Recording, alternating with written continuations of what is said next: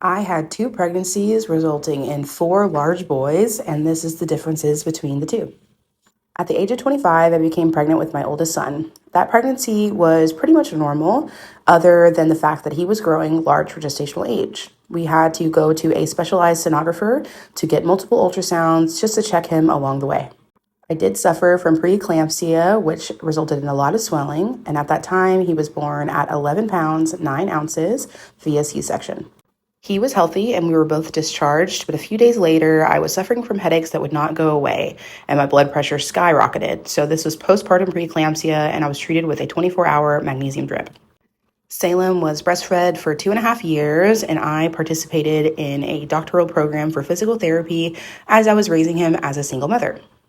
By the time I walked the stage, I was pregnant with the triplets at 29 years old.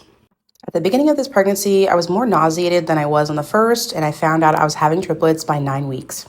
I was being seen by my regular OBGYN and a maternal fetal medicine doctor as well. They were monitored closely, and I had an ultrasound at every appointment. I was at a higher risk for preeclampsia, which I did have, and the twins could have had twin-to-twin transfusion. Just like Big Brother, they were growing large for gestational age, and I was assessed for gestational diabetes a few times. My OB was only going to let me go to 35 weeks, but I made it to 34 weeks before I was having more symptoms of preeclampsia, like the headaches and even jitters.